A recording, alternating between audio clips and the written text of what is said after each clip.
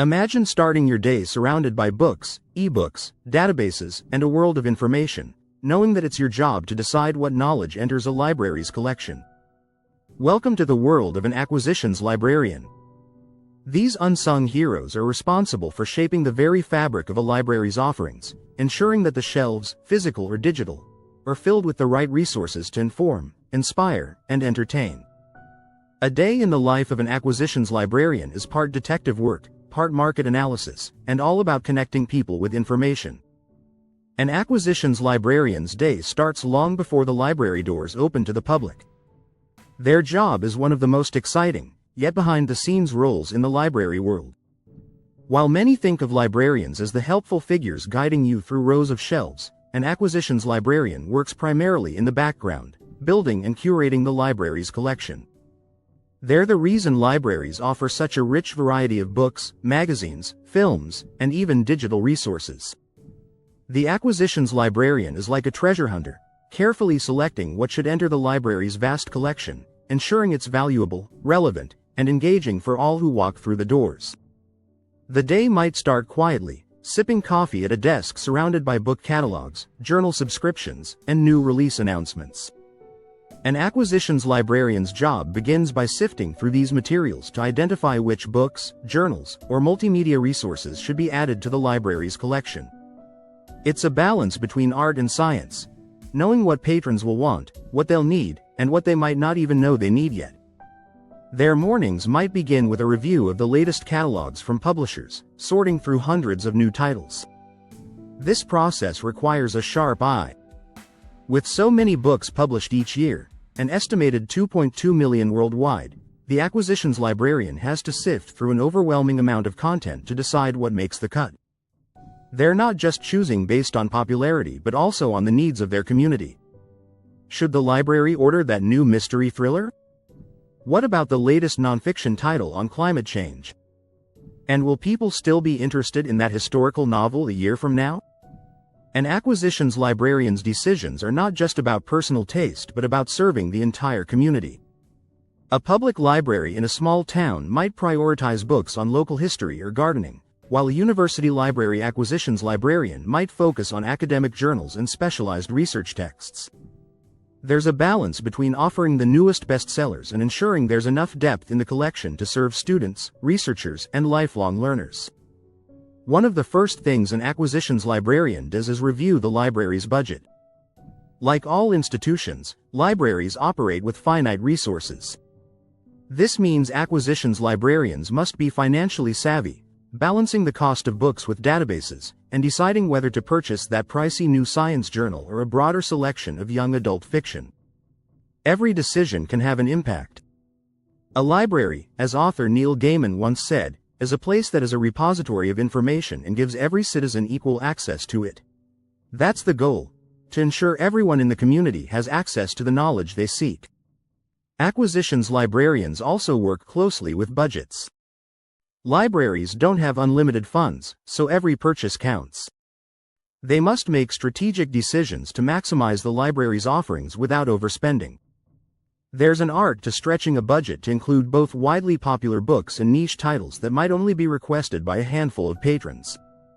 A famous example of an acquisitions librarian managing resources wisely can be found in the early 1900s, when Melville Dewey, yes, the same Dewey who created the Dewey Decimal System, advocated for the mass purchase of cheaper, accessible books for libraries, making it possible for more people to access reading materials at a time when books were still expensive. Let's take a typical scenario. An acquisitions librarian, let's call her Laura, has received a request from the children's librarian to expand the collection of STEM, science, technology, engineering, and mathematics books. There's been a surge of interest among young patrons after a school science fair. Laura needs to find engaging, age-appropriate books, but also ensure they're scientifically accurate and interesting enough to keep kids coming back.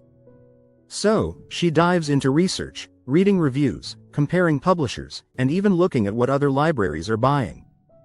Speaking of publishers, acquisitions librarians are constantly in touch with them. They build relationships with sales representatives who provide insight into new releases, bulk discounts, or special offers for libraries. It's not uncommon for Laura to get on a call with a representative to negotiate a better price for a collection of ebooks or to inquire about upcoming titles that might be of interest to her community. The work of an acquisitions librarian isn't just about stocking shelves with the latest bestsellers. It's also about diversity and inclusion. Libraries have a duty to represent the voices of all communities, so Laura might spend time today ensuring that the collection includes books from underrepresented authors, new translations of world literature, and resources in multiple languages. This requires careful thought and planning. Studies show that diverse books can positively impact readers' empathy and understanding of different cultures and experiences. A library that reflects the world is a library that educates and empowers its patrons. Historical tidbits also shape the acquisitions process. Did you know that the Library of Congress, one of the most famous libraries in the world, started its collection in 1800 with just 740 books? Today, it holds over 170 million items, making it the largest library in the world. While the scale of most acquisitions librarians' work isn't quite that vast, the principles remain the same. Each item added to the collection enriches the overall body of knowledge. Midday might bring a change of pace.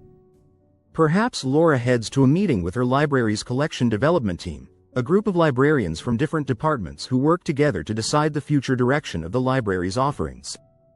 They discuss which collections need strengthening, whether certain sections have become outdated, and which subjects have seen an increase in demand. These meetings are often lively debates.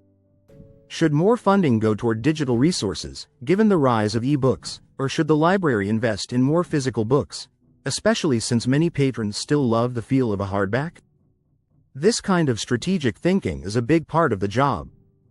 While meetings and budget decisions take up a good portion of the day, there's also a more social side to being an acquisitions librarian. Laura might spend part of her afternoon interacting with patrons, either directly or through surveys. She might send out questionnaires to library users to get feedback on what they'd like to see more of in the collection. Engaging with the community is critical. After all, a library is only as good as its ability to meet the needs of its patrons. Whether it's stocking up on the latest mystery novels for an avid reader or purchasing the latest academic journal for a local researcher, Laura's decisions directly impact people's lives. Then comes the exciting part: receiving new materials. Imagine the joy of unboxing a shipment of brand new books, still fresh from the publisher. It's like Christmas morning for book lovers. Laura might spend part of her day checking in these new arrivals, ensuring that everything is in order before sending the books off to cataloging, where they'll be prepped for the library shelves. Of course, an acquisitions librarian today is also concerned with digital collections.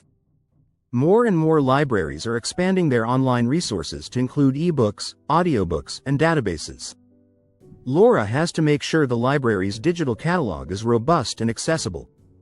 In fact, during the COVID-19 pandemic, digital collections saw a huge surge in usage as libraries adapted to remote services.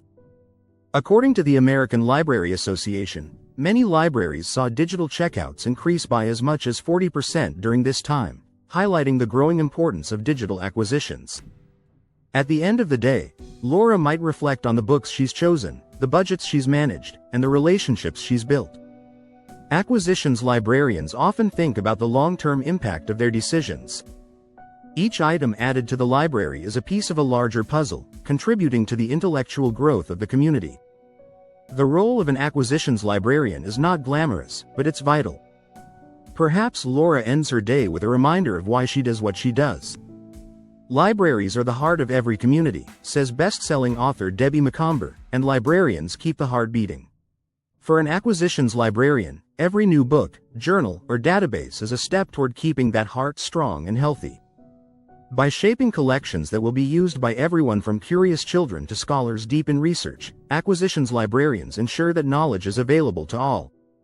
It's a job that requires more than just a love of books. It demands insight into human curiosity, an understanding of the world's changing information needs, and a commitment to providing access to knowledge for everyone. In that sense, an acquisitions librarian is not just a gatekeeper of information but a guide leading the way to lifelong learning.